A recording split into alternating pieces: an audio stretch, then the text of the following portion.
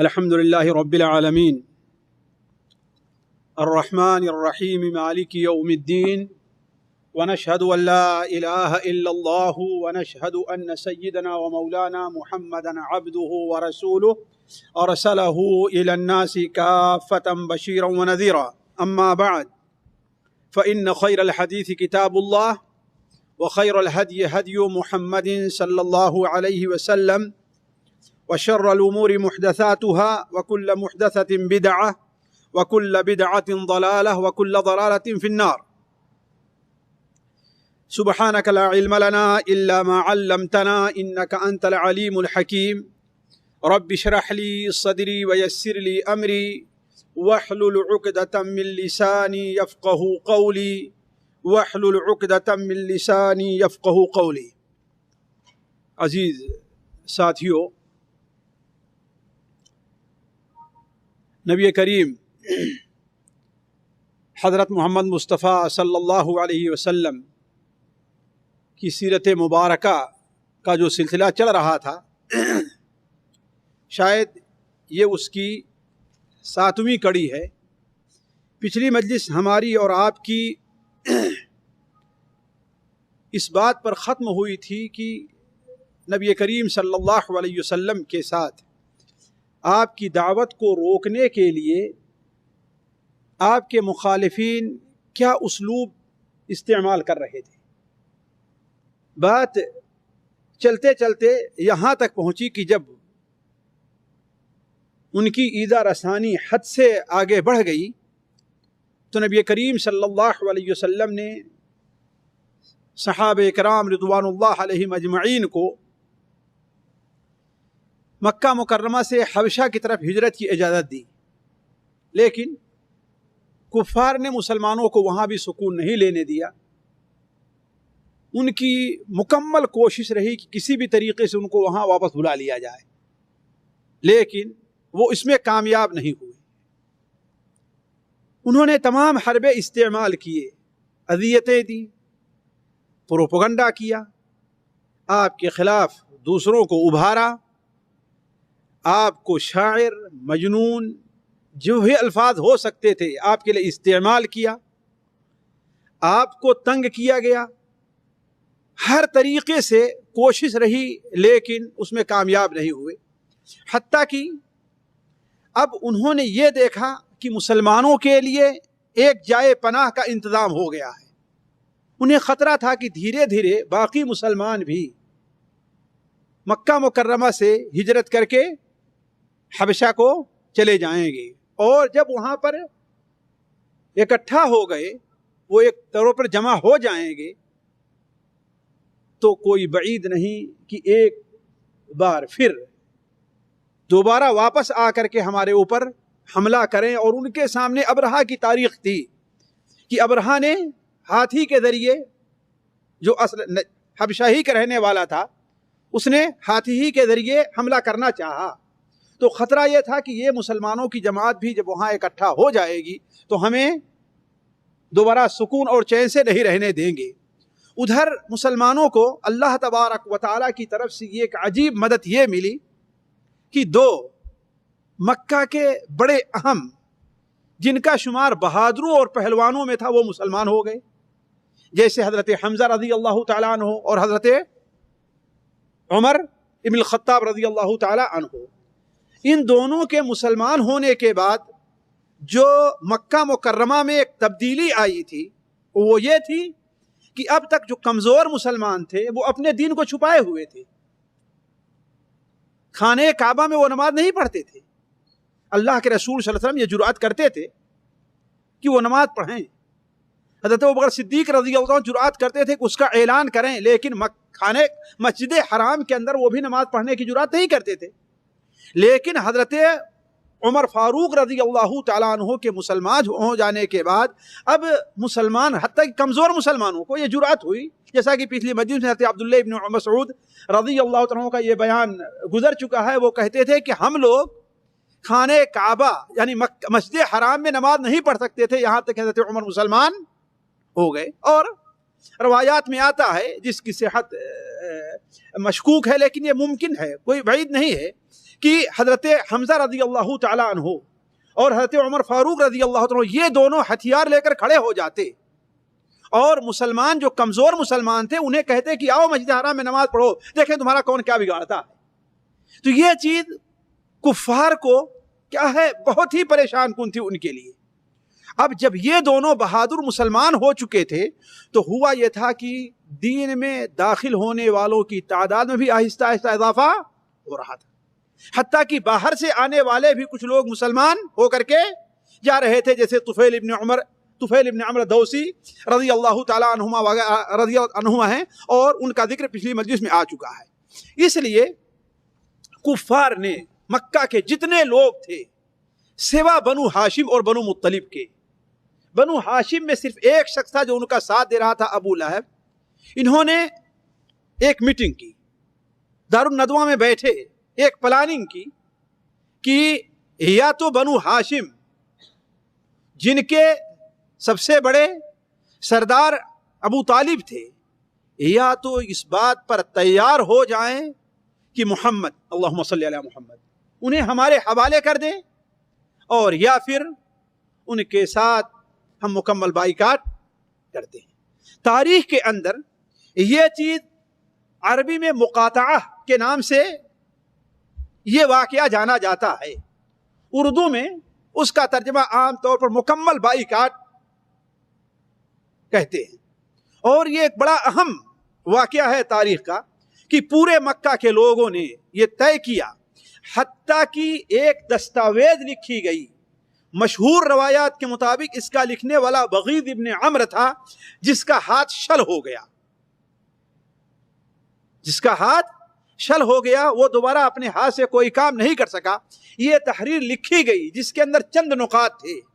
پہلا نقطہ تو یہ تھا کہ بنو ہاشم اللہ کے رسول صلی اللہ علیہ وسلم یعنی محمد صلی اللہ علیہ وسلم مسلمان، اور بنو ہاشم اور بنو مطلب میں سے جو لوگ ان کا ساتھ دیتے ہیں ان کے ساتھ مکمل خاندانی طور پر، معاشرتی طور پر ان کا بائیکاٹ کیا جائے، نہ ان کے ساتھ اٹھا اور بیٹھا جائے، نہ ہی شادی بیاہ ان کے ساتھ کیا جائے، نہ ان کے ساتھ لین دین کا معاملہ رکھا جائے، حتیٰ کہ خرید و فروخت بھی ان کے ساتھ نہ کیا جائے، حتیٰ کہ بات یہاں تک پہنچی کہ ان کے ساتھ بات بھی نہ کی جائے۔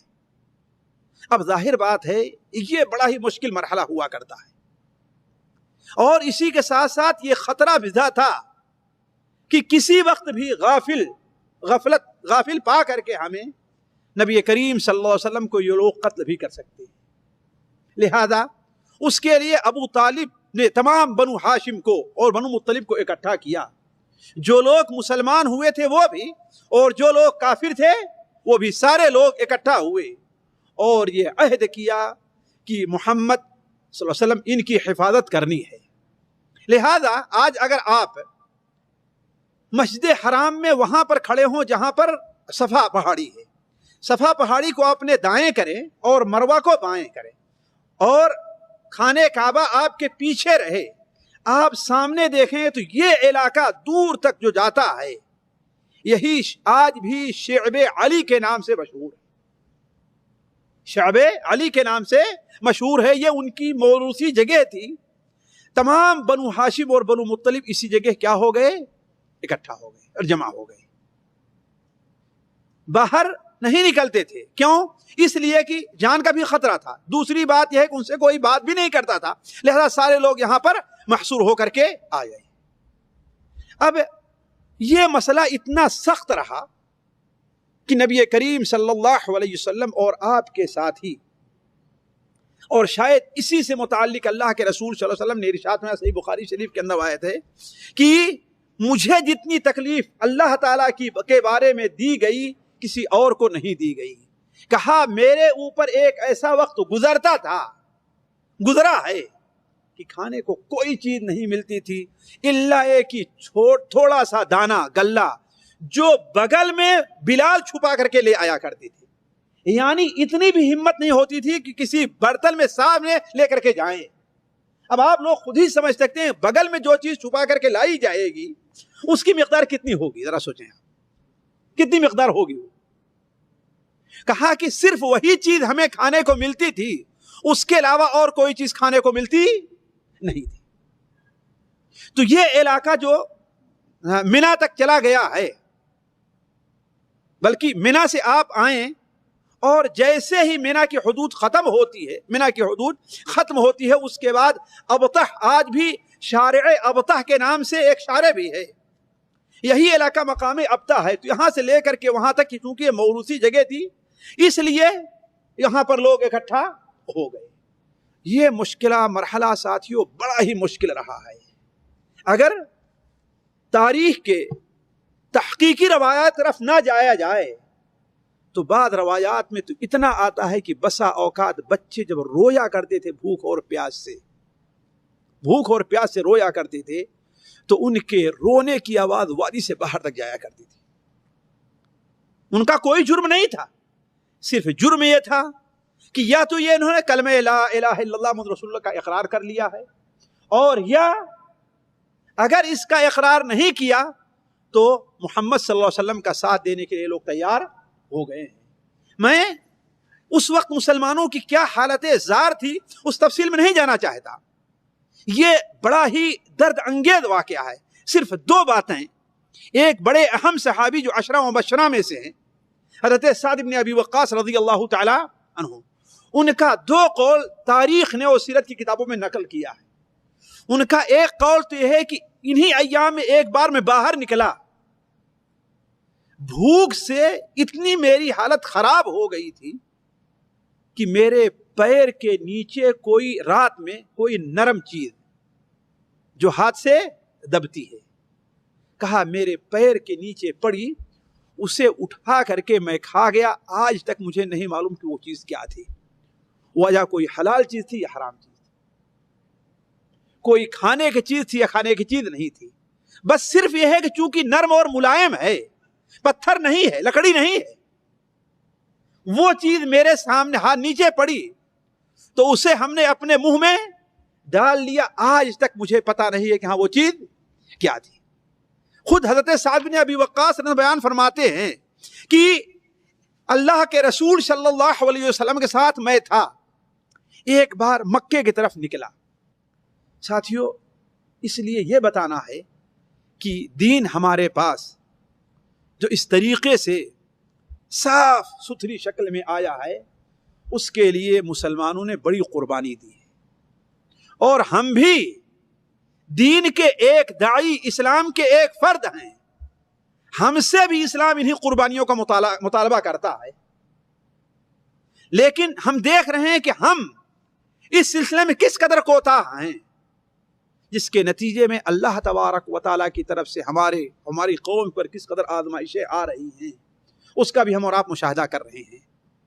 تو حضرت سعد بن ابی وقاص رضی اللہ تعالیٰ عنہ بیان فرماتے ہیں کہ ایک رات کو میں مکے کی گلی میں نکلا، راستے میں مجھے پیشاب کی حاجت محسوس ہوئی، جب میں پیشاب کرنے لگا تو ایسا محسوس ہوا کہ میرا پیشاب کسی ایسی چیز پر پڑ رہا ہے جو زمین نہیں، زمین سے الگ کوئی چیز ہے، پہلی بات محسوس ہوتا ہے، اور ایسی چیز لگی کہ جو زمین سے تھوڑی سی اٹھی ہوئی ہے، اس لیے کہ ایسی کسی چیز کے اوپر پانی یا آپ ہاتھ ماریں تو اندازہ ہوگا کہ ہاں بھائی یہ ٹھوس ہے یا درمیان میں کوئی چیز خالی۔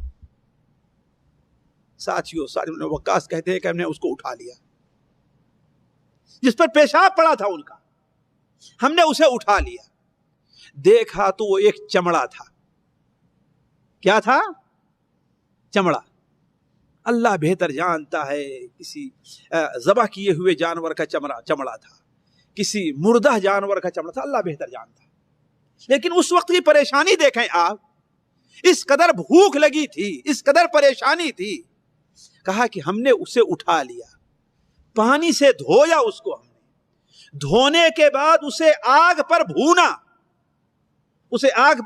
بھونا، پھر اس کے صفوف بنایا ہم نے، اور 3 دن تک اس پر ہم نے گزارا کیا۔ کتنا؟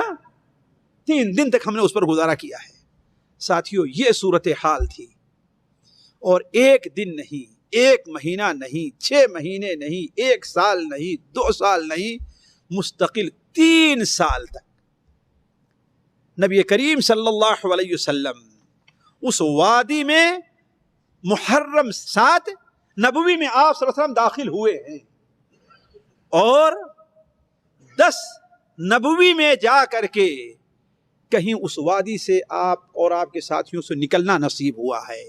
لیکن ہوا کیا ہے ساتھیوں، اس سلسلے میں سیرت کی کتابوں میں متعدد باتیں ہیں، لیکن کوئی بھی صحیح روایت اب تک مجھے نہیں مل سکی اس سلسلے میں کہ آخر نکلنے کا سبب کیا بنا ہے۔ لیکن اتنی بات ضرور ہے کہ کچھ لوگوں نے جنہوں نے مسلمانوں کو وہاں سے نکالنے کی کوشش کی ہے، ان کی تعریف نبی کریم صلی اللہ علیہ وسلم کی زبانی وارد ہے حدیث کی کتابوں میں۔ البتہ اہل تاریخ میں، اہل سیر کے نزدیک مشہور یہ ہے کہ ایک کفار کے ایک مشہور شخص کافر تھے، اس لیے کہ یہ جو تحریر لکھی گئی تھی اس پر سارے کے سارے لوگ خوشی سے موافق نہیں تھے، لیکن چونکہ عام رائے یہ تھی، اور خصوصاً بڑے بڑے سردار ابو جہل ہے، ابو لہب ہے، ان لوگوں کی اس پر موافقت تھی، لہذا کچھ لوگوں نے جو بڑے ہی نرم دل، بڑے ہی اچھے دل کے تھے، ان لوگوں نے بھی اس پر موافقت کی اور اس کا ساتھ دیا ہے۔ ان میں سے 5-6 کا نام سیرت کی کتابوں میں موجود ہے۔ ہشام ابن عمرو عامری، زہیر ابن ابی امیہ، ابو البختری، زمعہ ابن اسود اور مطعم ابن عدی، یہ 5-6 لوگ ہیں جن کا نام تاریخ کی کتابوں میں، سیر کی کتابوں میں موجود ہے۔ جو سیرت بتلاتی ہے وہ یہ ہے کہ سب سے پہلے ہشام ابن عمرو عامری یہ کیا کرتے تھے کہ کفر پر ہونے کے باوجود بھی جو کچھ بھی ان سے ہو سکتا تھا رات میں چھپ چھپا کر کے نبی کریم صلی اللہ علیہ وسلم مسلمانوں کو کچھ چیزیں پہنچا دیا کرتے تھے، اور بعد تاجروں کے ساتھ مل کر کے سستے میں گلے انہیں مسلمانوں کو دلوا دیا کرتے تھے۔ کیوں؟ اس لیے کہ ان لوگوں کا معمول یہ تھا کہ اگر کوئی باہر سے قافلہ آتا، تاجر آتا جو مسلمانوں کی حالت کو نہیں جانتا تھا، اگر مسلمان نکل کر کے ان سے خریدنا چاہتے تو یہ لوگ خود بڑھ کر کے اسے منع کرتے اور اس سے زیادہ قیمت دے کر کے اسے خرید لیتے تھے۔ لیکن ہشام ابن عمرو عامری اگرچہ کفر پر تھے، انہوں نے یہ کیا کہ چھپ چھپا کر کے رات کی تاریکی میں مطعم ابن عدی اور حکیم ابن حزام، یہ لوگ چھپ چھپا کر کے نبی کریم صلی اللہ علیہ وسلم صحابہ کرام تک کچھ چیزیں پہنچا دیا کرتے تھے۔ صحابہ کرام کو یہ چیز میں ذہن سے میرے نکل گئی، صرف ایک وقت تھا سال میں کہ انہیں کچھ باہر نکلنے کا موقع ملتا اور کچھ چیزیں خرید سکتے تھے۔ وہ کب؟ جب حرمت والے مہینے آتے اور حج اور عمرے کا موسم ہوتا تو، اس لیے کہ اس بھیڑ میں ہر ایک کے اوپر ان کا بس نہیں چلتا تھا، خاص طور پر باہر سے آئے ہوئے لوگ، اور چونکہ کفر کے باوجود حرمت والے مہینوں کا احترام کیا کرتے تھے، اس لیے ان کے اوپر مسلمانوں پر لین دین میں اتنی سختی وہ نہیں کیا کرتے تھے، اس کے باوجود پورے سال ان کے اوپر مکمل طور پر پابندی رہا کرتی تھی۔ تو ایک دن ہوا یہ کہ حکیم ابن حزام جو حضرت خدیجہ رضی اللہ تعالی عنہا کے بڑے قریبی بھتیجے یا ایسے ان کا کوئی رشتہ تھا، وہ رات میں اپنے غلام کے ساتھ کوئی کھانے پینے کی چیز بھیج رہے تھے اپنی پھوپھی کو، کہ ابو جہل بدبخت مل گیا وہاں پر، اور اس نے غلام کو پکڑ کر کے اس سے چھیننا چاہا۔ لیکن ابو البختری یا ان میں سے کوئی ایک نے کہا کہ یہ کیا تماشا ہے، اگر کوئی آدمی اپنی پھوپھی کو اپنی طرف سے کچھ بھیجنا چاہتا ہے تو تم روک کیوں رہے ہو؟ تو کہنے کا مطلب 3 سال گزر رہے تھے کہ کچھ لوگوں کے اس کے اوپر رحم آیا، پہلے سال رحم نہیں آیا، دوسرے سال رحم نہیں آیا، کہ میرے قتل سے کیا ہے جفا سے توبہ، ہائے اس زود پشیمہ کا پشیمہ ہونا کہ اب اتنی دیر کے بعد کیا اسے شرمندگی ہو رہی ہے۔ علی کل حال ہشام ابن عمرو سب سے پہلے یہ زہیر کے پاس جاتا ہے اور کہتا ہے کہ زہیر یہ بتائیے کیا تمہیں یہ پسند ہے کہ ہم لوگ کھائیں اور پئیں، ہمارے بچے ہر چیز ان کو ملے، لیکن مسلمانوں کو، محمد اور بنو ہاشم کو کوئی چیز کھانے کو نہ ملے؟ کہتے ہیں کہ میں تو پہلے بھی اس پر راضی نہیں تھا، لیکن میں اکیلے کیا کر سکتا ہوں؟ کہا کہ ایک آدمی اور تیار ہے۔ کہا وہ کون؟ کہا میں ہوں۔ کہا پھر تیسرا ڈھونڈو۔ تو وہ لوگ مطعم ابن عدی کے پاس گئے، مطعم ابن عدی کے پاس گئے، مطعم ابن عدی سے ذکر کیا۔ مطعم ابن عدی نے کہا کہ میں اکیلے کیا کر سکتا ہوں، کوئی میرے ساتھ ہو تو اس پروانہ لکھ کر کے لٹکایا ہوا اسے پھاڑ دیں ہم، اس صحیفے کو۔ تو کہا کہ ایک آدمی اور تیار ہے۔ کہا کون؟ کہا میں ہوں۔ کہا کسی تیسرے کو ڈھونڈو۔ اس طریقے سے یہ 5-6 آدمی تیار ہو گئے، ہشام ابن عمرو، ابو البختری، زہیر ابن ابی امیہ، اسود ابن زمعہ اور مطعم ابن عدی، بعض روایت حکیم نے حزام کا، یہ 6 تیار ہو گئے۔ اور رات کے اندر ایک پلاننگ کیا کہ صبح چاشت کے وقت ہمیں حرم میں چلنا ہے، جب سارے لوگ بیٹھے رہیں گے تو ایک آدمی کھڑے ہو کر کے اس کا اعلان کرے گا۔ چنانچہ یہ سب ایک ایک کر کے مسجد حرام پہنچے اور ہر ایک نے طواف کیا، اس لیے کھانے کا وقت طواف کیا کرتے تھے۔ طواف کیا، طواف کرنے کے بعد اس مجلس میں جس میں ابو جہل اپنے ساتھیوں کے ساتھ بیٹھا ہوا تھا، ابو البختری سب سے پہلے کھڑے ہوتے ہیں، اور نبی کریم صلی اللہ علیہ وسلم نے ابو البختری کے اس احسان کو آپ کبھی نہیں بھولے۔ چنانچہ غزوہ بدر کے موقع پر جب ابو البختری، یہ سارے لوگ کافروں کی طرف سے شریک تھے، تو آپ نے کہا کہ بنو ہاشم کے کچھ لوگ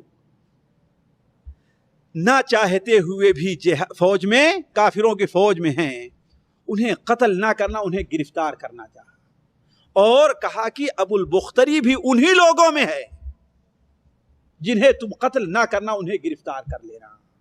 لیکن ابو البختری چونکہ مکے سے ایک آدمی کا ساتھ کر کے آئے تھے کہ ہم دونوں ایک ساتھ اپنی طرف سے دفاع کریں گے، لڑیں گے، جب ان کا ساتھی قتل ہونے کے قریب ہوا اور ایک انصاری نے اس پر حملہ کرنا چاہا، تو ابو البختری اس کی طرف سے دوڑا دفاع کرنے کے لیے۔ اس نے کہا انصاری صحابی نے کہ ابو البختری، ہمارے نبی نے منع کیا ہے کہ تمہیں میں قتل نہ کروں، اس لیے آپ الگ ہو جائیں، آپ کو نہیں قتل کرنا چاہتا۔ کہا میرے ساتھی کو؟ کہا نہیں، آپ کے ساتھی کو تو نہیں چھوڑوں گا میں۔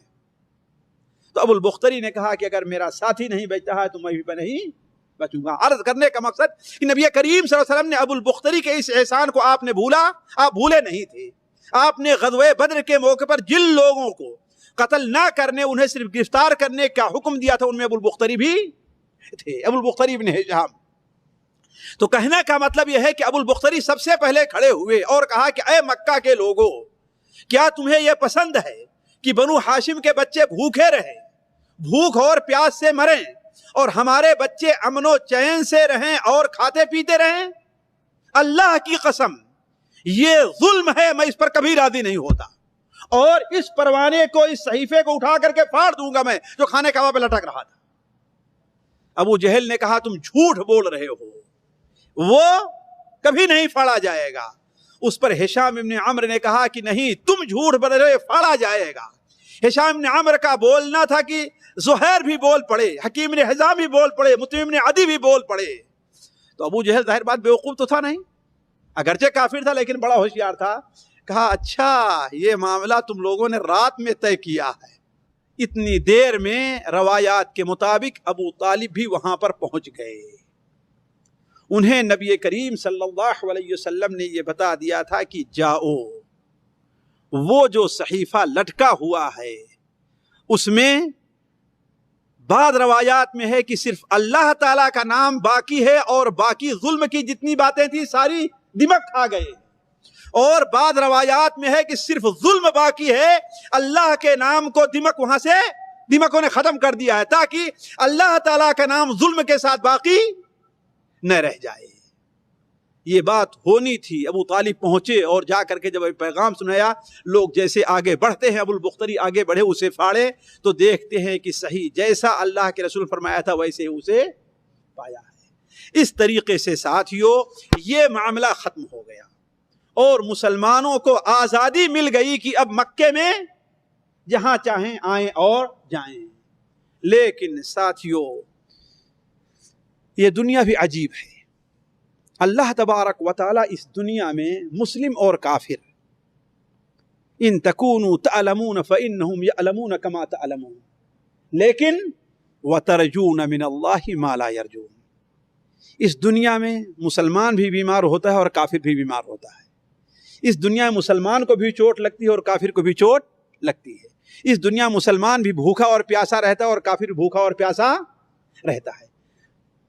اس دنیا میں عذاب یا کوئی ناگہانی صورتحال پیدا ہوتی ہے تو اس سے مسلمان بھی متاثر ہوتا ہے اور کافر بھی متاثر ہوتا ہے، لیکن انجام کے لحاظ سے دونوں کے اندر بڑا فرق ہے، دونوں میں بڑا فرق ہے۔ وَتَرْجُونَ مِنَ اللَّهِ مَا لَا يَرْجُونَ، تم اللہ تبارک و تعالیٰ سے وہ امیدیں رکھتے ہو، اجر کی، ثواب کی، جنت کی، اچھے بدلے کی، جس کی امید کافر نہیں رکھتے۔ تو خوشی کے ساتھ دنیا میں ہزاروں غم بھی ہوتے ہیں، جہاں بجتی ہے شہنائی وہیں ماتم بھی ہوتے ہیں۔ مسلمان 10 ہجری کو 10 نبوی کو شعب ابی طالب سے باہر آ گئے۔ اب بظاہر تمام مسلمانوں کو خوشی تھی، جس میں نبی کریم صلی اللہ علیہ وسلم بھی شریک تھے، لیکن اللہ تبارک و تعالی دنیا کا کچھ ایسا نظام بنایا ہے کہ ایک مصیبت ختم ہوتی ہے تو دوسری اس کی جگہ لے لیتی ہے، دوسری ختم ہوتی ہے تو تیسری اس کی جگہ لے لیتی ہے، تیسری ختم ہوتی ہے چوتھی اس کی جگہ لے لیتی ہے۔ ایک طرف مسلمانوں کو بھی خوشی تھی، نبی کریم صلی اللہ علیہ وسلم کو بھی خوشی تھی۔ ابھی چند مہینے بالضبط اس کی تحدید نہیں کی جا سکتی، چند ہفتے چند مہینے گزرے تھے کہ نبی کریم صلی اللہ علیہ وسلم کی اس دنیا میں مادی طور پر جو سب سے زیادہ مدد کرنے والے تھے، یعنی ان کے چچا ابو طالب، ان کا انتقال ہو جاتا ہے۔ اور ظاہر بات ہے ابو طالب ہی قریش یا مکہ کے مشرکین اور نبی کریم صلی اللہ علیہ وسلم کے درمیان میں کیا تھے؟ ایک گویا کی دیوار حائل تھے، ایک قلعہ تھے کہ نبی کریم صلی اللہ علیہ وسلم کے قتل کی جرأت وہ لوگ نہیں کرتے تھے تکلیف۔ اور اسی لیے یہ جو بائیکاٹ تھا، اسی لیے تو تھا نا، بخاری شریف میں ہے کہ نہ ان کے ساتھ شادی کریں گے، یہ کریں گے، یہ کریں، یہاں تک کہ وہ محمد کو ہمارے حوالے کر دیں صلی اللہ علیہ وسلم۔ اور ابو طالب اس کے اوپر تیار نہیں تھے، لہذا بنو ہاشم بھی اس کے اوپر تیار نہیں تھے۔ لیکن اب کرنا کیا ہے کہ ابو طالب کا انتقال، اللہ تبارک و تعالیٰ کی حکمت کو کوئی نہیں جانتا، اس کی حکمت سب چیز پر غالب ہے۔ ہوا یہ کہ بنو طالب کا انتقال کفر کے اوپر ہوتا ہے۔ نبی کریم صلی اللہ علیہ وسلم کی ہر طرح سے مدد کر رہے تھے، ساری دنیا کی مخالفت مول لی تھی، لیکن ان کا انتقال کس کے اوپر ہو رہا ہے؟ کفر کے اوپر ہو رہا ہے۔ اور تعجب کی بات یہ ہے کہ جن کا دنیاوی سے دنیاوی طور کوئی فائدہ نہیں ہے، مکہ کے جو مشرکین تھے اور قریش جیسے ابو جہل وغیرہ، یہ لوگ آخری دم تک ابو طالب کو مسلمان نہیں ہونے دیے۔ میں صرف 2 حدیثیں آپ کے سامنے رکھتا ہوں، ورنہ باتیں تو بہت ہیں۔ پہلی حدیث سنن ترمذی وغیرہ میں ہے، مسند احمد میں حضرت عبداللہ بن عباس سے مروی ہے کہ جب ابو طالب بیمار ہوئے تو قریش ان کے پاس آئے، آپ صلی اللہ علیہ وسلم نے خبر سنی، آپ ان کی عیادت کے لیے آئے اور ان کے سرانے آپ بیٹھ گئے۔ کس کے؟ ابو طالب کے۔ اتنے میں ابو جہل بدبخت آتا ہے اور ابو طالب کے بغل میں ایک جگہ خالی تھی، وہاں پر بیٹھ جاتا ہے اور کہتا ہے کہ اے ابو طالب، اب آپ دیکھ رہے ہیں آپ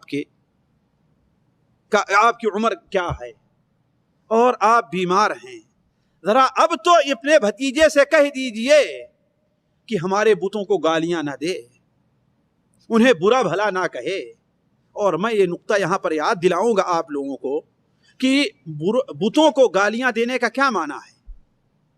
ان کے ماں بہن کی گالی دی جاتی، اللہ کے رسول صلی اللہ علیہ وسلم گالی دیا کرتے تھے. اصل میں سب کا لفظ آیا ہے عربی میں، اس کے معنی ہمارے یہاں اردو میں جو گالی دینا کہا جاتا ہے یہ معنی صحیح نہیں ہے. عام طور پر دیکھیں گے سب کا معنی لوگ کہتے ہیں گالی دینا ہے. اصل ترجمہ اس کا یہ ہونا چاہیے کہ عیب نکالنا ہے. اصل معنی سب کا کیا ہوتا ہے؟ عیب نکالنا، ان میں عیب ڈھونڈنا. اور ظاہر بات اللہ کے رسول صلی اللہ علیہ وسلم یہی تو کہتے کہ ان بتوں کے ہاتھ میں کچھ بھی نہیں ہے، یہ تمہارا کچھ بھی نہیں کر سکتے، یہ بے جان ہے. اور آج دیکھیں کہ آج ہمارے اور ہمارے بہت سے اپنے مسلمان کہنے بھائیوں میں یہی بہت بڑا اختلاف ہے. اگر یہ کہا جائے کہ ہاں بھائی جن کے مزار تم بنا کر کے رکھے ہو، جن کو اپنی زندگی کی سب سے قیمتی چیزیں عبادت ان کے لیے تم کر رہے ہو، یہ تمہارے کسی کام آنے والے نہیں ہیں. خیر بات دوسری طرف جائے، میں اس کو چھیڑنا نہیں چاہتا.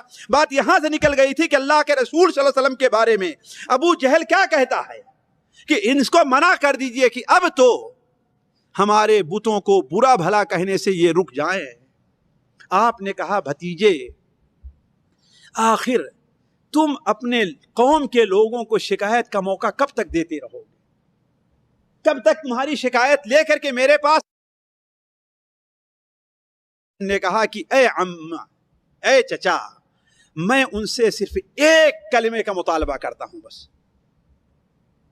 اریدہم علی کلمۃ تدین لہم العرب وتؤدی الیہم العجم الجزیہ. میں ان سے صرف ایک کلمے کا، ایک بات کا مطالبہ کرتا ہوں کہ اس کا وہ اقرار کر لیں تو عرب کے سارے لوگ ان کے تابع ہو جائیں گے. سارے لوگوں پر، سارے عرب پر ان کی حکومت چلے گی، اور عجم کے لوگ انہیں ٹیکس دینا شروع کروا کر. ابو جہل نے کہا ایسے کلمے تو ہم سے 10 کلمے کہلا لو، ایک کلمے کی کیا سی بات ہے؟ اتنی ایک کلمے سے اگر اتنا بڑا ہمیں کچھ ملنے والا ہے تو ایک کلمہ نہیں 10 کلمہ کہنے کے لیے میں تیار ہوں. چچا نے کہا بھتیجے وہ کون سا کلمہ ہے؟ آپ نے کہا لا الہ الا اللہ محمد رسول اللہ، یہی وہ کلمہ ہے. تو اس پر کہتے ہیں کہ اجعل الالہۃ الہا واحدا ان ھذا لشیء عجاب. سورہ صاد کی ابتدائی آیتیں، صاد والقرآن ذی الذکر بل الذین کفروا فی عزت و شقاق. جن لوگوں نے کفر کیا ہے وہ گھمنڈ کے اوپر اڑے ہوئے ہیں اپنی، اور مخالفت کر رہے ہیں، اور وہ کہتے ہیں کہ اجعل الالہۃ الہا واحدا ان ھذا لشیء عجاب. اس نے تو تمام معبودوں کو، تمام بزرگوں کو بنا کر کے ایک ہی معبود بنا دیا ہے. ان ھذا لشیء عجاب، یہ تو بڑی عجیب چیز ہے. واللہ سورہ صاد کی ابتدائی آیات کا ترجمہ جا کر کے پڑھ لے. جب ابو طالب کا مرض اور بڑھ گیا، حتیٰ کہ اب یہ آثار ظاہر ہونے لگے کہ اب دنیا سے ان کے رخصت ہونے کا وقت ہے. ساتھیوں، یہ تفصیل میں اس لیے رکھ رہا ہوں کہ ہمارے یہاں اردو میں بعض بڑے مشہور سیرت نگاروں نے بدقسمتی سے، جس میں علامہ شبلی نعمانی رحمہ اللہ بھی ہیں، بعض واضح دلائل کی موجود بھی ان سے اتنی بڑی بھول ہو گئی ہے کہ جسے بچکانا کہا جا سکتا ہے. وہ بھی اس کے اوپر مصر ہیں کہ ہاں ابو طالب مسلمان ہو گئے تھے، اور بعض ضعیف تر روایتوں کو سہارا لے کر کے بخاری اور مسلم کی روایتوں کو انہوں نے ناقابل اعتبار قرار دیا. اس لیے یہ چیز آپ کے سامنے رکھ رہا ہوں کہ جب ابو طالب کا مرض اور بڑھ گیا، یہاں تک کہ اب وفات کے آثار نمایاں ہوئے، آپ صلی اللہ علیہ وسلم نے آخری کوشش کرنی چاہیے ان کے ساتھ. آپ تشریف لے جاتے ہیں، اور یہ حدیث ساتھیوں بخاری اور مسلم میں ہے. بخاری اور مسلم میں حضرت سعید ابن مسیب جو بڑے مشہور تابعی ہیں، ان کے والد مسیب ابن حزن کے سے مروی ہے. یہ وہ بیان کرتے ہیں کہ جب اللہ کے رسول صلی اللہ علیہ وسلم ابو طالب کے پاس تشریف لے گئے اور ان کی بیماری بہت بڑھ گئی تھی، تو کیا دیکھا کہ ان کے پاس ابو جہل بیٹھا ہوا ہے اور عبداللہ ابن ابی امیہ بیٹھے ہیں، اللہ کے رسول صلی اللہ علیہ وسلم کے سالے، جو بعد میں حضرت ام سلمہ سے شادی، ام سلمہ کے بھائی ہیں، ان کے سالے، آپ کے سالے، وہ دونوں بیٹھے ہوئے ہیں۔ آپ صلی اللہ علیہ وسلم وہاں پہنچے اور کہا کہ اے عم، اے چچا، آپ صرف ایک کلمہ کہہ لیجئے، بس صرف ایک بار اپنی زبان سے کلمہ لا الہ الا اللہ ادا کر لیجئے، اس لیے کہ دل سے مانتے تھے، وہ اللہ کے رسول صلی اللہ علیہ وسلم کو اللہ کا رسول مانتے تھے، اس پر ان کا یقین تھا۔ لیکن ساتھیوں، اسی لیے علماء کلمے کی شرائط میں یہ لکھتے ہیں کہ علم ہونا چاہیے، یقین ہونا چاہیے اور اقرار ہونا چاہیے۔ اقرار کے ساتھ ساتھ کیا ہونا چاہیے؟ اس کے تابع فرمان بھی، اس غلامی بھی انسان آنا چاہیے۔ صرف دل سے مان لینا، یقین کر لینا، یہ کافی نہیں ہے۔ آپ نے کہا چچا آپ یہ کلمہ اپنی زبان سے کہہ دیجئے، لا الہ الا اللہ، میں سن لوں اپنے کان سے، اللہ تعالیٰ کے نزدیک میں آپ کے لیے جھگڑ لوں گا، ضد کر لوں گا، سفارش کر دوں گا آپ کی۔ لیکن عبداللہ ابن ابی امیہ اور ابو جہل کہتا ہے کہ ابو طالب، پوری زندگی جو ہے تم عبد المطلب کے مسلک پر رہے، ان کے دین پر رہے، ان کی شریعت پر رہے، ان کے طریقے پر رہے، اب آخری وقت میں چھوڑ دو گے تو تمہیں لوگ دنیا کے لوگ کیا کہیں گے؟ آپ انہیں ابھارتے رہے کہ یہ کلمہ پڑھ لے، اور وہ دونوں بدبخت ہیں۔ ساتھیوں، اسی لیے علماء نے اس حدیث سے ایک فائدہ ذکر کیا ہے کہ برے لوگوں کا ساتھ نہیں کرنا چاہیے۔ لا تصاحب الا مؤمنا، المرء علی دین خلیلہ، یہ اللہ کے فرمان ہے، المرء علی دین خلیلہ فلینظر احدکم من یخالل، آدمی اپنے خلیل، اپنے دوست کے مذہب اور طریقے پر ہوا کرتا ہے، لہذا یہ دیکھو کہ تم کس سے دوستی کر رہے ہو، وہ نیک ہے یا کہ برا ہے۔ تو وہ دونوں اس بات پر مصر رہے ابو طالب کے سامنے کہ نہیں، آپ یہ کلمہ نہ کہیں، آپ آخری عمر میں اپنے باپ دادا کے دین کو نہ چھوڑیں۔ آخر میں آخری بات جو ان کی زبان سے نکلتی ہے وہ یہ ہے کہ اخترت النار علی العار، نعوذ باللہ من ذلک، علی ملت عبد المطلب، مجھے شرم گوارا نہیں ہے، آگ گوارا ہے، نعوذ باللہ من ذلک۔ لوگ مجھے عیب دلائیں گے، کہیں گے دیکھو ابو طالب پوری زندگی یہ کرتے رہے، آج یہ ہو گئے۔ جب ان کی زبان سے یہ الفاظ نکلتے ہیں تو نبی کریم صلی اللہ علیہ وسلم ان کو ساتھ چھوڑ کر کے ہٹ گئے، حتیٰ کہ ان کی وفات جاکنی کا وقت تھا، لیکن نبی صلی اللہ علیہ وسلم نے وہاں پر، آپ صلی اللہ علیہ وسلم وہاں پر موجود نہیں رہے، بلکہ پھر آپ نے کہا بھی کہ میں تمہارے لیے دعائے مغفرت کرتا رہوں گا یہاں تک کہ اللہ تبارک و تعالی ہمیں منع کر دے۔ تو اس پر جو ہے سورہ توبہ کی آیت نازل ہوتی ہے، ما کان للنبی والذین آمنوا ان یستغفروا للمشرکین ولو کانوا اولی قربی، نبی کے لیے اور مؤمنین کے لیے یہ مناسب نہیں ہے کہ مشرکین کے لیے دعائے مغفرت کریں، خواہ وہ رشتہ دار ہی ہوں۔ اور خصوصی طور پر ابو طالب کے بارے میں سورہ قصص کی وہ آیت نازل ہوتی ہے، انک لا تہدی من احببت ولکن اللہ یہدی من یشاء، آپ جس کو چاہیں ہدایت نہیں دے سکتے۔ ساتھیوں، سیرت کے درس یہ سبق لینا چاہیے کہ کسی کو ہدایت دینا یا نہ دینا یہ کس کا کام ہے؟ نبی کے جب اختیار میں دوسرے کو اختیار کہاں سے مل سکتا ہے؟ انک لا تہدی من احببت، آپ جس کو چاہیں پسند کریں اس کو آپ ہدایت نہیں دے سکتے، البتہ اللہ جس کو چاہتا ہے ہدایت دیتا ہے، وہ عالم بالمہتدین، اور ہدایت کے راستے پر چلنے والے کے لائق کون سے لوگ ہیں اللہ تعالیٰ ان کے بارے میں جانتا ہے۔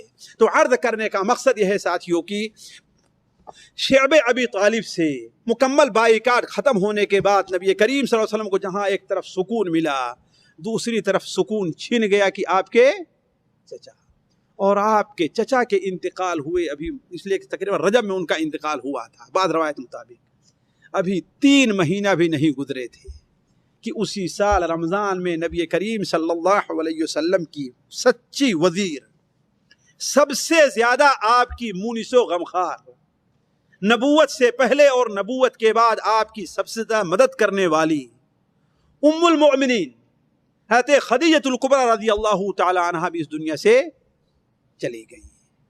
بعض مؤرخین نے جبکہ سیرت کی کتابوں میں، پرانی سیرت کی کتابوں میں اور حدیث میں اس کا ذکر کہیں نہیں آیا ہے، البتہ متأخرین مؤرخین نے، بہت سے لوگوں نے اس سال کا نام کیا رکھا ہے؟ عام الحزن، یعنی غم کا سال. غم کا سال رکھا ہے اس لیے کہ نبی کریم صلی اللہ علیہ وسلم کے پاس پے در پے یہ دو چیزیں آئی، اور اس کے بعد اور بھی قریش کی ایذا اور تکلیف کے اندر اضافہ ہو گیا. جب یہ دونوں، اس لیے کہ ساتھیوں دیکھیے، میں ہمیشہ اس نقطے پر میں غور کر رہا تھا کہ ایک آدمی ہے، باہر چاہے جتنا پریشان رہے، لیکن شام کو جب گھر آتا ہے تو اس کو تسلی اور اطمینان دینے والا کوئی ہو، سکون دلانے والا کوئی ہو، اس کی صحیح خدمت کرنے والا کوئی ہو، اس سے صحیح محبت کرنے والا کوئی ہو، تو پورے دن کا غم اسے بھول جایا کرتا ہے نا. اب نبی کریم صلی اللہ علیہ وسلم باہری طور پر آپ کی مدد کرنے والے جو تھے ابو طالب، وہ بھی نہیں رہ گئے، اور جو اطمینان اور سکون دلانے والی گھر کے اندر حضرت خدیجہ رضی اللہ تعالیٰ عنہا تھی، وہ بھی نہیں رہ گئی. لہذا آپ کو دونوں طرف سے پریشانی لاحق ہوئی، دونوں طرف سے. اسی لیے بعض مؤرخین نے اس کو غم کا سال لکھا ہے، اور وہ حق بجانب ہے اس میں. پہلی طرف یہ کہ باہر کے میدان میں کفار اور مشرکین آپ کو مزید تکلیفیں دینا شروع کر دیے، اور یہی سبب بنا ہے نبی کریم صلی اللہ علیہ وسلم کے مکہ چھوڑ کر کے طائف جانے کا. جیسا کہ اگر آج موقع ملا تو اس کا ذکر، ورنہ اگلی مجلس میں اس کا ذکر ہوتا ہے. آپ کے جانے کا موقع ملا ہے. اور دوسری وجہ یہ بنی ہے کہ دن بھر آپ پریشان رہے، اور شام کو جب آپ گھر واپس آتے تھے تو آپ کو گھر میں اطمینان اور سکون دلانے والا کوئی نہیں رہ گیا تھا. یعنی ہر طرف سے میدان کیا ہے؟ خالی نظر آیا. اسی لیے بعد سچے آپ کی مطابعت کرنے والی عورتوں نے، جن میں حضرت عثمان ابن مظعون کی بیوی کا ذکر آتا ہے، کہ آپ کے اس غم اور تکلیف کو انہوں نے محسوس کیا، اس پریشانی کو محسوس کیا، اور آپ کے پاس آتی ہیں اور کہتی ہیں اے اللہ کے رسول، آپ شادی نہیں کریں گے؟ آپ شادی نہیں کریں گے؟ تو کہا کوئی مناسب عورت ہے؟ تو انہوں نے کہا کہ ہاں، بیوہ عورت بھی ہے اور کنواری لڑکی بھی ہے، آپ کس سے شادی کرنا چاہتے ہیں؟ کہا وہ کون کون سی ہیں؟ کہا اولاً تو آپ کے اوپر ایمان لانے والی حضرت سودا بنت زمعہ ہیں، جن کے شوہر مسلمان ہوئے تھے اور ان کا انتقال ہو گیا ہے. ان کا نام سکران تھا، ان کا انتقال ہو گیا ہے. ایک تو وہ ہیں، اور دوسرے آپ کے سب سے پیارے اور محبوب ساتھی بیٹی عائشہ بنت ابی بکر ہیں. تو انہوں نے کہا کہ جاؤ ان دونوں کو پیغام دو. آپ صلی اللہ علیہ وسلم فرمایا جاؤ ان دونوں کو پیغام دو. آپ صلی اللہ علیہ وسلم کا پیغام لے کر جب حضرت ابوبکر کے گھر پہنچتی ہیں اور انہیں خوشخبری سنائی کہ ساری دنیا کی نعمت تمہارے گھر میں آ جا رہی. کہا وہ کیسے؟ کہا اس لیے کہ اللہ کے رسول صلی اللہ علیہ وسلم عائشہ سے شادی کے لیے راغب. اس وقت عائشہ کی عمر صرف 6 سال کی تھی. عائشہ کی عمر کیا تھی؟ صرف 6 سال کی تھی.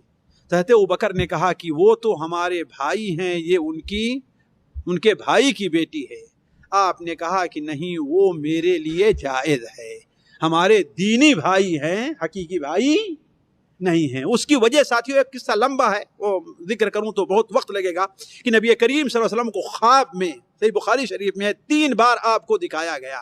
حضرت عائشہ ایک ریشم کے کپڑے میں ان کی تصویر لپٹی ہوئی ہے، اور فرشتہ لا کر دکھاتا ہے خواب میں کہ یہ آپ کی بیوی ہے. اس لیے آپ صلی اللہ علیہ وسلم اس پر راضی ہو گئے تھے کہ ہاں بھائی انہیں شادی کا پیغام بھیجا جائے. تو حضرت ابوبکر راضی ہو گئے، ان سے نکاح ہو گیا. البتہ رخصتی 3 سال کے بعد مدینہ منورہ میں ہوئی ہے. اور حضرت سودا کے پاس جاتی ہیں، ان سے ذکر کرتی ہیں، تو حضرت سودا بھی راضی ہو گئی اور کہا میرے باپ سے ذکر کیجیے. ان کے باپ سے زمعہ سے جب ذکر کیا گیا، اور یہی زمعہ ابن اسود ہیں جنہوں نے وہ مقاطعہ، وہ جو پروانہ تھا جس کو پھاڑنے کے اندر مدد کی تھی، تو وہ بھی راضی ہو گئے اور دونوں کی شادی ہو گئی. البتہ ابھی رخصتی 1 سال کے بعد ہوئی ہے. حضرت سودا بنت زمعہ کا بھائی باہر کہیں گیا ہوا تھا، آتا ہے تو بڑا ناراض ہو رہا ہے اور کہا یہ کیسے ہوگا، جو ہمارے مخالف ہیں، ہمارے خداؤں کو برا بھلا کہتے ہیں، انہیں اپنی بہن کیسے میں دے دوں؟ اور مسلمان ہونے کے بعد بہت افسوس کیا کرتے تھے کہ میں پاگل تھا، پاگل بیوقوف تھا، مجھے پہلے ہی راضی ہو جانا چاہیے، میں اعتراض کیوں کر رہا تھا اس شادی کے اوپر؟ تو عرض کرنے کا مقصد کہ حضرت سودا، حضرت ابو طالب اور ان دونوں کے انتقال کے بعد نبی کریم صلی اللہ علیہ وسلم کے اوپر یہ مشکل اور پریشانی کے وقت ہوئے، اور اسی سال آپ صلی اللہ علیہ وسلم 10 نبوی کے اندر آپ صلی اللہ علیہ وسلم نے حضرت سودا حضرت عائشہ سے شادی کی۔ ساتھیوں، یہ حالات تھے کہ ایک دن نبی کریم صلی اللہ علیہ وسلم مکے سے باہر نکلتے ہیں۔ اس وقت کفار نے ابو طالب کے انتقال کے بعد ایک اور چال چلی تھی، وہ یہ تھی کہ اب ایسا کرو کہ اسے تکلیف دینے سے زیادہ کوئی فائدہ نہیں ہے، اصل مسئلہ ہے کہ اس کی بات کو سنو ہی نہیں، کوئی دھیان ہی نہ دو، جہاں بات کرنے لگے چھوڑ کر کے چلے جاؤ، جہاں بات کرنے لگے شور غوغا مچا دو۔ جیسے قرآن مجید میں اللہ تعالیٰ ارشاد فرماتا ہے وقال الذین کفروا لا تسمعوا لهذا القرآن والغوا فیہ، لا تسمعوا لهذا القرآن، کافر لوگ کیا کہتے ہیں، اس قرآن کو تم سنو نہیں، اور جب تمہارے سامنے قرآن پڑھا جانے لگے تو شور شرابہ تم لوگ شروع کر دو۔ آپ صلی اللہ علیہ وسلم باہر نکلتے تھے، روایات میں آتا ہے کہ بسا اوقات آپ صلی اللہ علیہ وسلم صبح کو نکلتے تھے، اس لیے کہ آپ نے دعوت کے کام میں کوئی سستی نہیں کی تھی۔ جہاں کہیں بھی اکیلے بھی لوگوں کو دعوت دے رہے ہیں، بھرے مجمع میں بھی دعوت دے رہے ہیں، بازار میں بھی دے رہے ہیں، لوگوں کا دروازہ کھٹکھٹا کر کے بھی آپ دعوت دے رہے ہیں، جس کو پہچانتے ان کو بھی دعوت دے رہے ہیں، جن کو نہیں پہچانتے ان کو بھی دعوت دے رہے ہیں، حتیٰ کہ جس کے بارے میں معلوم ہے یہ دعوت قبول کر لے گا اس کو بھی دعوت دے رہے ہیں، اور جس کے بارے میں معلوم کہ دعوت قبول نہیں کرے اسے بھی آپ دعوت دے رہے ہیں۔ بسا اوقات آپ صبح کو نکلتے تھے تو شام کو آتے تھے تو آپ کی آواز سننے والا کوئی ایک آدمی بھی نہیں ملتا۔ اسی حالات میں ایک دن آپ صلی اللہ علیہ وسلم نکلے۔ سیرت ابن ہشام کے اندر یہ قصہ موجود ہے کہ کسی بیوقوف نے نبی کریم صلی اللہ علیہ وسلم کے طاق میں تھا کوئی بیوقوف، اور کیچڑ اس نے اور مٹی جمع کی ہوئی تھی۔ آپ صلی اللہ علیہ وسلم کا ادھر سے گزر ہوتا ہے کہ اس بدبخت نے آپ کی بات سننے کے بجائے کیا کیا کہ پوری مٹی اور کیچڑ آپ کے اوپر ڈال دیا، جو آپ کے سر، چہرے اور پورے کپڑے پر آپ کے پڑ گئی۔ آپ صلی اللہ علیہ وسلم ظاہر بات اس حال میں اب باہر جانے کا کوئی موقع نہیں تھا، واپس گھر پر آتے ہیں۔ گھر آنے کے بعد آپ کی ایک بیٹی شاید حضرت زینب ہیں، آپ کی بیٹی حضرت زینب ہیں، آپ صلی اللہ علیہ وسلم کے سر پر سے مٹی کو دور کر رہی تھی، مٹی کو دھوئے جا رہی تھی اور روئے جا رہی تھی۔ آپ صلی اللہ علیہ وسلم نے کہا کہ اے بیٹی رو نہیں، فَإِنَّ اللَّهَ مَانِعٌ أَبَاكَ، اس لیے کہ اللہ تبارک و تعالیٰ تیرے باپ کو کبھی رسوا اور ضائع نہیں کرے گا، تیرے باپ کی اللہ تعالیٰ مدد کرے گا۔ اور پھر اسی وقت افسوس کے ساتھ آپ کہتے رہے کہ جب تک ابو طالب زندہ تھے قریش مجھے وہ ایذائیں اور وہ تکلیفیں نہیں دے سکے جو ان کے انتقال کے بعد دینا شروع کر دیے ہیں۔ تو اس طریقے سے آپ صلی اللہ علیہ وسلم نے جب یہ سمجھ لیا کہ شاید مکہ کی زمین کے اندر جتنے لوگ مسلمان ہونے والے تھے اب مسلمان ہو گئے ہیں، اب زیادہ لوگ مسلمان نہیں ہوں گے، مکے میں جتنے سبزے اگنے والے تھے اب اگ چکے ہیں، اور باقی زمین کیا ہے، اب بنجر ہے، یہاں کوئی سبزہ اگنے والا نہیں ہے۔ مکے کی زمین میں جتنے ہیرے تھے وہ ہمارے پاس آ گئے ہیں، اب مکے کے اندر جتنے صدف ہیں بغیر موتیوں کے ہیں، کسی میں موتی نہیں ہے۔ لہذا نبی کریم صلی اللہ علیہ وسلم نے سوچا کہ اس شہر سے نکل کر کے کسی اور شہر کی طرف جانا چاہیے، اور مکہ مکرمہ کے سب سے زیادہ قریبی جو شہر تھا وہ کون شہر تھا؟ طائف تھا، جو آج بھی 100 سے 80 کلومیٹر کی دوری پر ہے۔ 100 سے 80 کلومیٹر کی دوری پر طائف ہے، اور ظاہر بات مشہور ہے، پرانا بھی اس کا نام وہی تھا اور آج بھی اس کا نام وہی ہے۔ یہ چند شہر ہیں عرب کے جو اپنے نام پر باقی ہیں، ورنہ سارے شہروں کے نام کیا ہیں؟ تبدیل ہو گئے ہیں، جیسے ہمارے اور آپ کے ہاں شہروں کے نام بدلتے رہا کرتے ہیں، لیکن طائف کا نام اب بھی طائف ہے جیسے اس زمانے میں طائف تھا. آپ صلی اللہ علیہ وسلم شوال میں اس لیے کہ رمضان میں حضرت خدیجہ کا انتقال ہوا تھا، رجب میں حضرت ابو طالب کا انتقال ہوا تھا، تو شوال کے مہینے میں آپ صلی اللہ علیہ وسلم 10 نبوی شوال میں آپ نے طائف کا ارادہ کیا، اور مکے والوں کو معلوم ہو گیا کہ طائف جا رہے ہیں. بعض روایتوں میں ذکر ہے کہ آپ کے ساتھ آپ کے غلام زید ابن حارثہ بھی تھے، منہ بولے بیٹے زید ابن حارثہ بھی تھے. اور بعض روایات میں ہے کہ آپ اکیلے اور پیدل گئے ہیں. آپ شوال میں وہاں سے نکلے، آپ صلی اللہ علیہ وسلم پہنچے طائف.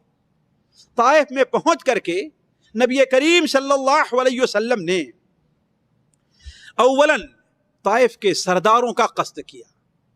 وہاں بات نہیں بنی تو بازار میں آپ گئے، پھر طائف کے سرداروں کے پاس آئے، لیکن ایک آدمی بھی پورے شہر میں روایات کے مطابق 10 دن آپ طائف میں رہے ہیں.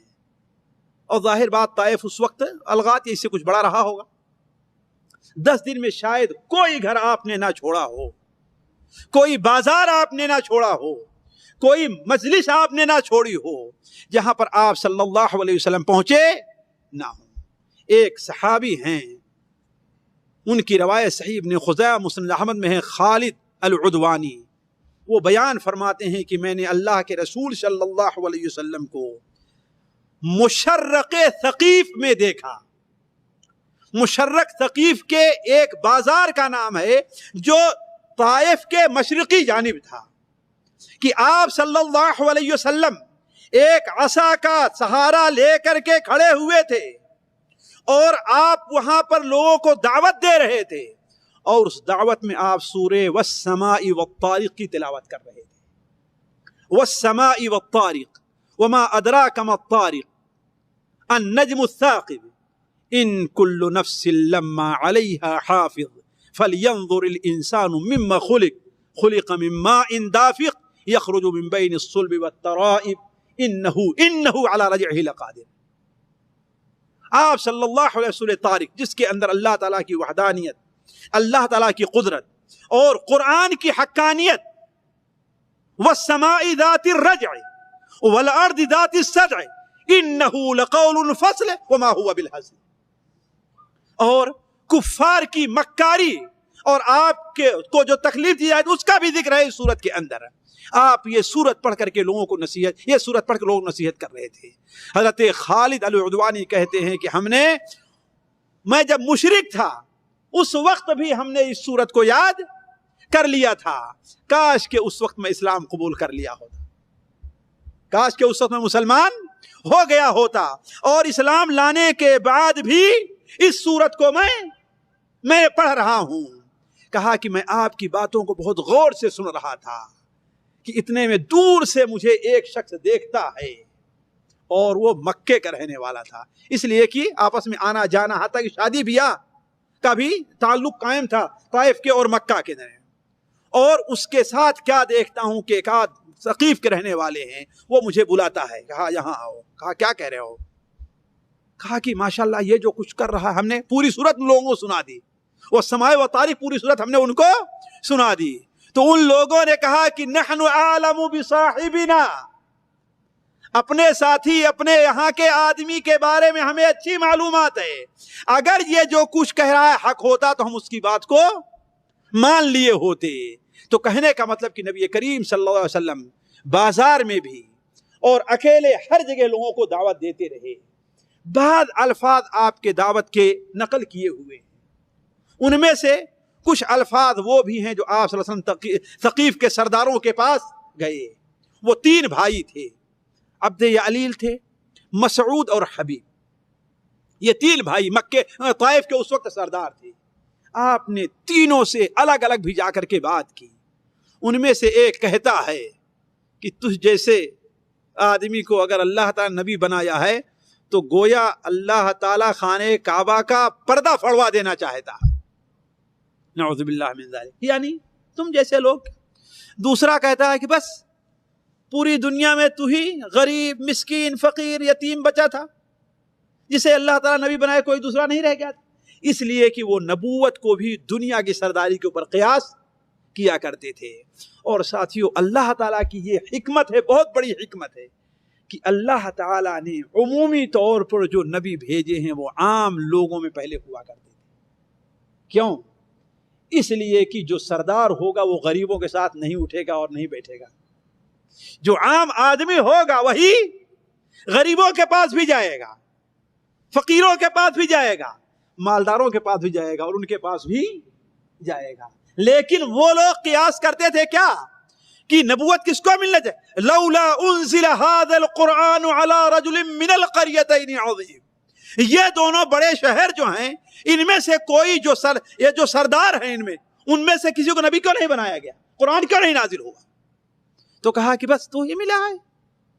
تیسرا کہتا ہے جس کا جواب سب سے عقل مندی پر، اس کا بھی جواب غلط تھا لیکن سب سے عقل مندی پر مبنی تھا، وہ یہ ہے کہ دیکھیے بھائی آپ کی نبوت ہمارے سامنے واضح نہیں ہو رہی ہے، اگر آپ سچے نبی ہیں تو آپ کی بات کو رد کرنا اپنے آپ کو عذاب میں ڈالنا ہے، لہذا میں آپ کی بات نہیں سننا چاہتا، اور اگر آپ جھوٹے ہیں تو میں کسی جھوٹے سے بات کرنا اپنی توہین سمجھتا ہوں، نہ اس طرح ماننا ہو نہ ہی اس طرح ماننا ہے۔ آپ صلی اللہ علیہ وسلم جب مایوس ہو گئے 10 دن کے بعد تو ان لوگوں سے کہا ٹھیک ہے تم نے ہماری بات نہیں مانی تو ایسا کرو کہ ہمارے ساتھ جو یہاں معاملہ پیش آیا ہے وہ ہماری قوم کو، مکہ کے لوگوں کو نہ بتانا، ہماری قوم کے لوگوں کو نہ بتانا، اس لیے کہ اب میں کون سا منہ لے کر کے مکے میں جاؤں گا۔ لیکن ان بدبختوں نے ایسا کیا ساتھیوں، لیکن یہ بتا دوں یہ کوئی صحیح روایت نہیں ہے، البتہ سیرت کے اندر بہت مشہور ہے کہ انہوں نے اوباشوں اور لونڈوں اور غلاموں کو آپ کے پیچھے لگا دیا اور آپ کو پتھریں مار مار کر کے وہ جو آپ رخصت ہوئے تو آپ کے پاؤں کو زخمی کرتے رہے، یہ ایک روایات میں آتا ہے، اور یہ کوئی بعید نہیں ہے، اس لیے کہ جس کا کوئی سہارا بظاہر دنیا میں نہیں ہوتا اس کی کوئی قدر دنیا کے اندر نہیں کی جاتی، جس کو کوئی دفاع کرنے والا طرف نہیں ہوتا ہے اسے جو چاہتا ہے وہ تکلیفیں دیا کرتا ہے۔ آپ صلی اللہ علیہ وسلم ان کے پاس سے رخصت ہوئے، پریشان ہو گئے تھے، تھک گئے تھے، اور اگر یہ روایت صحیح ہے کہ آپ کو پتھر مار رہے تھے، ظاہر بات آپ کے تھکنے کے اندر پریشان ہونے میں کوئی شبہ ہی نہیں ہے کہ آپ صلی اللہ علیہ وسلم جا رہے تھے تو کیا دیکھتے ہیں کہ سامنے ایک باغ ہے، اور ساتھیوں یہ وہی راستہ تھا، آج بھی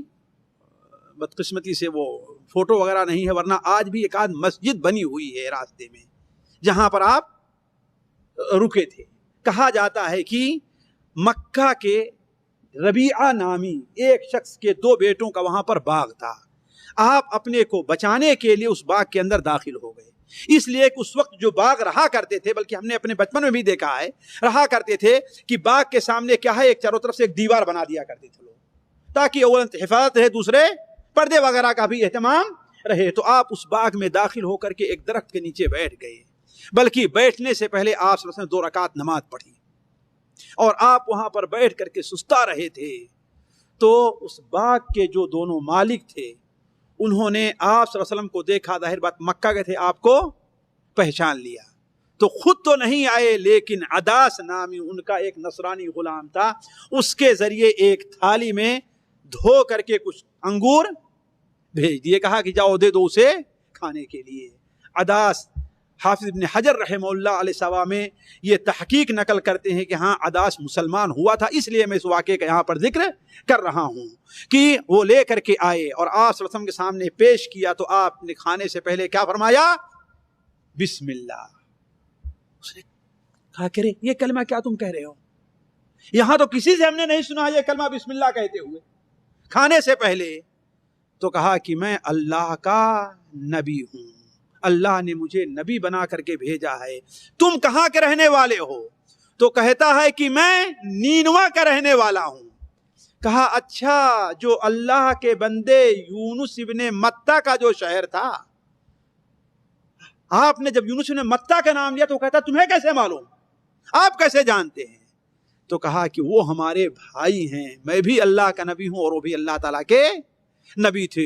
اور یونس علیہ السلام کا قصہ جب اس کے سامنے آپ نے رکھا تو آگے بڑھ کر کے آپ کے ہاتھ کو، آپ کے پیر کو چومنا اس نے شروع کر دیا. اب اس کے جو دونوں مالک تھے یہ دیکھ کر کے گھبرا گئے کہ یہ کیا معاملہ ہوا. چنانچہ اسے بلایا، یہاں یہاں جاؤ، یہ کیا کر رہے ہو؟ کہا کہ اس نے یہ بات بتائی ہے جو نبی کے علاوہ کوئی دوسرا نہیں بتا سکتا. کہا کہ نہیں جو ہے تمہارا دین ان کے دین سے بہتر ہے، نعوذ باللہ من ذالک. علی کل حال آپ صلی اللہ علیہ وسلم وہاں سے رخصت ہوئے. آپ کا رخ مکے کی طرف تھا. یہی بات کہہ کر کے میں اپنی بات کو بند کرتا ہوں، پھر آگے چلے گا. آپ صلی اللہ علیہ وسلم وہاں سے رخصت ہوئے. ساتھیوں دیکھیں اس نقطے کے اوپر ذرا آپ لوگ غور کر لیں. ہر آدمی اس کو سمجھ سکتا ہے کہ کچھ امید لے کر کے انسان باہر جاتا ہے نا، ناراض ہو کر کے گئے کہ ہاں میں جا رہا ہوں، مجھے یہاں مل جائے گا. ایک آدمی اپنے گھر سے ناراض ہو کر نکلے، میں جا رہا ہوں نوکری کرنے کے لیے، ہفتے 10 دن 15 مہینہ ڈھونڈتا رہے، نوکری نہ ملے اور پھر واپس چلا آئے تو کیا سمجھیں گے لوگ اس کو؟ بلکہ اور عیب دلائیں گے. اگر کسی لائق ہوتا تجھے کچھ ملتا کہ نہیں ملتا؟ تو نبی کریم صلی اللہ علیہ وسلم کو جو سب سے غم تھا، سب سے بڑی پریشانی اور الجھن تھی، وہ یہ تھی کہ اب میں کون سا منہ لے کر کے مکے میں جاؤں گا. لیکن ساتھیوں ہمیں یہ نہیں بھولنا چاہیے کہ اللہ تبارک و تعالی 7ویں آسمان پر تشریف فرما ہے اوپر، وہاں سے اپنے بندوں کے مکمل حالات کی خبر رکھتا ہے. اللہ تعالی اپنے مومن بندوں کو کبھی ضائع نہیں کرتا ہے.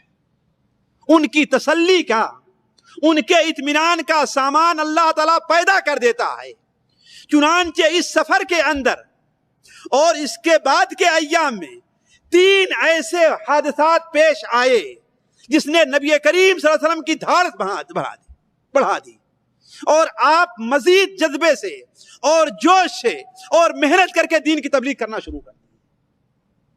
پہلا مرحلہ کیا پیش آیا ساتھیوں؟ آپ صلی اللہ علیہ وسلم بڑے ہی غمگین تھے، اور آپ میں سے کوئی شخص جس کے اوپر بڑا غم طاری ہو اور سفر کرنے لگے تو اسے اندازہ ہوگا کہ وہ میلوں طے کر لیتا ہے، اسے کچھ ہوش نہیں رہتا کہاں جا رہا ہے. یہ اگر کسی آدمی پر ایسے حالات آئیں، میں تجربے کی بات کر رہا ہوں ساتھیوں، ایسے حالات پیدا ہوتے ہیں. آپ صلی اللہ علیہ وسلم چلے جا رہے تھے، آپ کو کچھ احساس نہیں کہ میں کہاں جا رہا ہوں، یہاں تک کہ آپ اس جگہ پہنچ گئے جہاں آج مسجد میقات ہے. وہاں پر پہنچے تو آپ کو اوپر سے کچھ آواز سنائی دیتی ہے. یہ حدیث بخاری اور مسلم کے اندر ہے ساتھیوں، یہ حدیث بخاری اور مسلم میں ہے. آپ کو ایک آواز سنائی دیتی ہے، آپ اوپر دیکھتے ہیں اوپر کی طرف تو اوپر ایک بدری نے آپ کو سایہ کیا ہوا. یہ دیکھیے آپ صلی اللہ علیہ وسلم کی. اللہ تعالیٰ اطمینان، محمد آپ پریشان کیوں ہیں صلی اللہ علیہ وسلم؟ آپ کا مقام تو یہ ہے کہ اگر طائف کے لوگ آپ پر پتھر برسا رہے ہیں تو اللہ تعالیٰ کی مخلوق آپ کے اوپر سایہ کر رہی ہے، آپ کیوں پریشان ہو رہے ہیں؟ آپ صلی اللہ علیہ وسلم کہتے ہیں کہ میں دیکھتا ہوں کہ ایک بدلی نے میرے اوپر سایہ کیا ہے اور اسی بدلی میں مجھے حضرت جبرائیل دکھائی دیتے ہیں. بدلی میں ہمیں حضرت جبرائیل دکھائی دیتے ہیں اور کہتے ہیں کہ اور مجھے پکارتے ہیں اور کہتے ہیں کہ اللہ تبارک و تعالی نے، تمہاری قوم نے تمہیں کیا جواب دیا ہے. اللہ تبارک و تعالی نے ان کا جواب اور ان کی بے ادبی سن لی ہے. یہ دیکھیے آپ کو مکے جانے میں الجھن اور پریشانی ہے، یہ دیکھیے پہاڑ کا فرشتہ حاضر ہے، اللہ تبارک و تعالی نے اسے بھیجا ہے. پہاڑ کا فرشتہ آپ سے سلام کہتا ہے اور سلام کرنے کے بعد کہتا ہے کہ اے محمد، اللہم صلی اللہ محمد، اگر آپ چاہیں تو مکہ کے دونوں پہاڑ، جو صفا پہاڑی ایک طرف اور اس طرف جو کوہ کان ہے، ان دونوں کو ملا دے اور مکے کے ساری آبادی کو پیس کر کے رکھ دے. ہمارے یہاں یہ جو طائف کے بارے میں اس کو ملاحظہ کرتے ہیں، یہ بات غلط ہے، اس لیے کہ طائف والوں سے آپ کو کوئی بڑی شکایت نہیں تھی، وہ تو غیر تھے ہی. اصل شکایت کس کو تھی؟ آپ کو اپنے. اسی لیے اخشبین کا لفظ ہے بخاری شریف میں، اور اخشبین انہی 2 پہاڑوں کو کہا جاتا ہے لغت کے اندر. تو کہا کہ اللہ تعالیٰ نے مجھے بھیجا ہے اور کہا اگر وہ اجازت دیں تو ان دونوں پہاڑوں کو ملا دو تاکہ مکے کی ساری آبادی پس کر کے رہ جائے. آپ صلی اللہ علیہ وسلم نے فرمایا کہ لا لا، بل ارجو ان یخرج اللہ من اصلابہم من یعبد اللہ وحدہ لا شریک لہ، میں امید رکھتا ہوں کہ اگر یہ لوگ میرے اوپر ایمان نہیں لے آ رہے ہیں تو اللہ تعالیٰ ان کی نسل سے ایک ایسی قوم پیدا کرے گا جو صرف اللہ تعالیٰ کی عبادت کرے گی۔ اور آپ کی یہ امید صحیح نکلی کہ مکے کے اندر کفر اور کافر باقی نہیں رہ گئے۔ فتح مکہ کے بعد کفر اور کافر باقی نہیں رہ گئے۔ یہ آپ کے لیے بڑے اطمینان کا معاملہ تھا کہ اگر دنیا کے لوگ میری حفاظت نہیں کر رہے ہیں تو جو دنیا کی حفاظت کرنے والا ہو میرے ساتھ ہے۔ وہاں سے آپ صلی اللہ علیہ وسلم کو اطمینان ہوا اور آپ چلتے ہیں مکے کی طرف، وادی نخلا میں پہنچتے ہیں۔ اور میرا اندازہ یہ ہے، اور مجھے یاد آ رہا ہے کہ استاد شیخ صفی الرحمان صاحب رحمہ اللہ نے بھی لکھا ہے کہ آج زیمہ نام کا جو شہر آباد ہے مکے اور طائف کے درمیان میں، یہ وہی علاقہ ہے، یہ وہی علاقہ ہے۔ وہاں پر قافلے رکنے کی ایک جگہ تھی، کہا یہاں پانی کا انتظام ہے۔ آپ وہاں پر ٹھہر گئے مکے میں داخل ہونے سے پہلے اور 2-3 دن تک آپ وہاں پر رہے۔ آپ وہاں کتنا دن؟ 2-3 دن رہے۔ اور روایات میں آتا ہے کہ آپ کی خبر سن کر کے مکہ سے نکل کر کے صحابہ کرام بھی آپ کے پاس آئے۔ یہاں آپ کے تسلی کا کیا سامان رہا؟ جو پہلے سے بھی عجیب تھا، ابھی جو ہوا تھا اس سے عجیب تھا۔ ایک دن آپ صلی اللہ علیہ وسلم فجر کی نماز پڑھا رہے تھے کہ نماز کے بعد آپ کو اللہ تعالیٰ وحی بھیجتا ہے۔ وہ کیا؟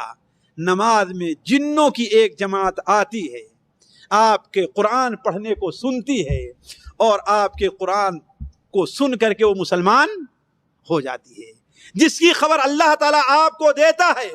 قُلْ أُوحِيَ إِلَيَّ أَنَّهُ اسْتَمَعَ نَفَرٌ مِّنَ الْجِنِّ يَسْتَمِعُونَ الْقُرْآنَ۔ تو قرآن مجید میں 2 جگہ اس کا ذکر ہے کہ اللہ کے رسول صلی اللہ علیہ وسلم کو اللہ تعالیٰ حکم دیتا ہے کہ آپ لوگوں سے بتا دیجئے کہ میرے پاس یہ وحی آئی ہے کہ جنوں کی ایک جماعت نے قرآن سنا اور مسلمان ہو گئے۔ اور ساتھیوں، اسی واقعے کے اندر ایک آیت کے اندر اللہ تعالیٰ نے نبی کریم بہت بڑا، آپ کے سکون کا بہت بڑا سبب ہے۔ وہ سبب کیا ہے؟ اللہ تعالیٰ جنوں ہی کی زبانی کیا بیان فرماتا ہے؟